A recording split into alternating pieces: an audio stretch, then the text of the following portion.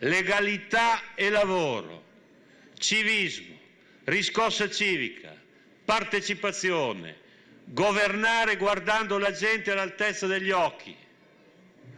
Questo vogliamo noi, questo siamo noi, in Italia e a Agrigento. Su questa linea vinceremo, la Mariella vincerà.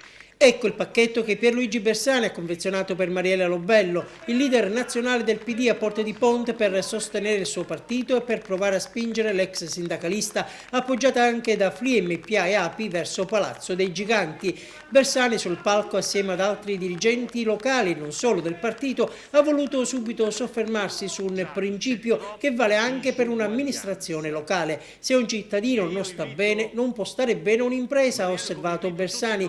Quindi ha suggerito a Lobello di avere un occhio di riguardo soprattutto nei confronti di chi soffre. C'è un solo euro in cassa, lo si dà a un servizio per disabili, ok?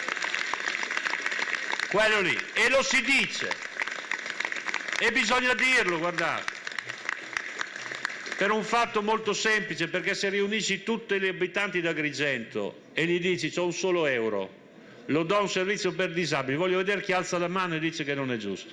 Il leader del PD, nella ricorrenza dell'uccisione di Pio La Torre, ha voluto poi fortemente stigmatizzare le parole di Beppe Grillo. Se Beppe Grillo ritiene che la mafia sia meglio della politica, lo vada a dire davanti alla lapide di Pio La Torre,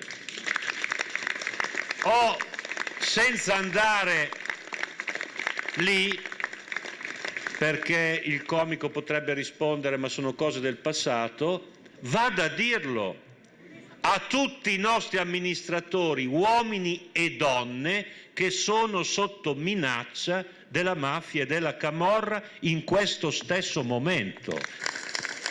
Oggi è un segno fare questo nostro comizio e farlo qui da Agrigento, Agrigento terra di mafia. E che offesa l'altro giorno quando qui Sgarbi ha detto che la mafia non esiste. E Mariella Lobello si è detta pronta a governare la città. Dobbiamo arrivare a Piazza Municipio perché dobbiamo fare uscire il potere da quel palazzo ed il potere deve ritornare tra la gente. Democrazia.